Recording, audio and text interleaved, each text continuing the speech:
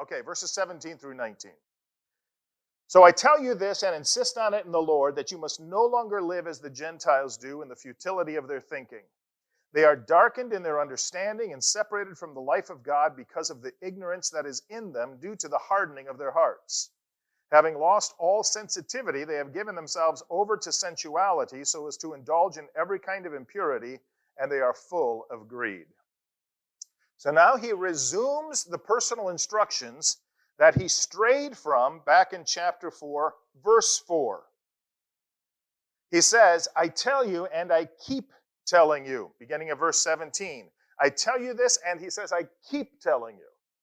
This is one of his themes. Boom, boom, boom.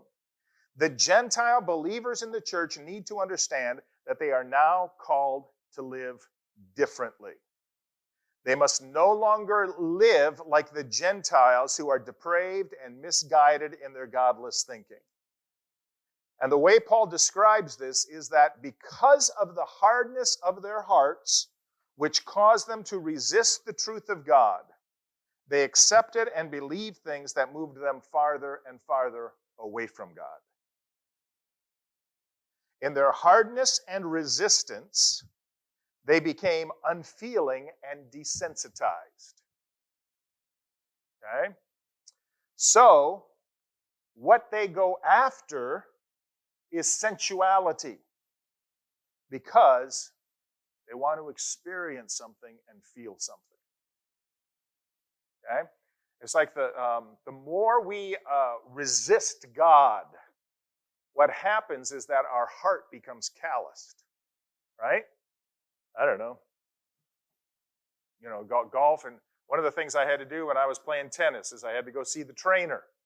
Okay, I had to go to the athletic building and see the trainer so they could file down my calluses. Because if you didn't file down the calluses, you get blisters under your calluses. And you don't want a blister under your callus. All right? It's okay to have calluses, but you don't want blisters under your calluses. Okay? And the way you get a callus is by constant friction against something.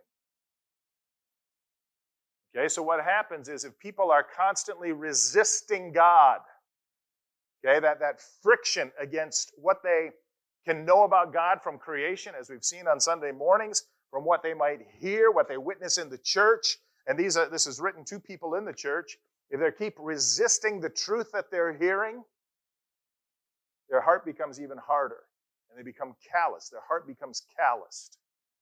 And, you know, how many of you have ever had a callus? Okay? I mean, you can stick a needle in that callus. You don't even feel it, right? It's just dead skin. And so because they feel dead, they want to feel something.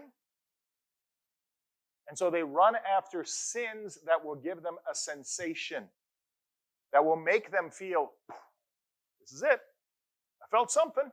This is good. I want to experience that again. And it leads them down a bad path. So they go after sensuality because they want to feel. And the word used here for sensuality means a total disregard for decency.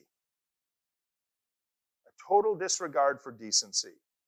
And what happens is sin becomes like an addiction. Because what used to give them a thrill no longer gives them a thrill. And so if what once gave you a thrill no longer gives you a thrill, what do you have to do? Yep, you got to find another thrill. You either got to do more of that, because that'll give you a thrill, or you got to run to something else. That's worse, more sinful, more depraved. So they push the envelope a little bit further, and then a little bit further, and a little bit further. So he says here, they indulge in every form of impurity and greed.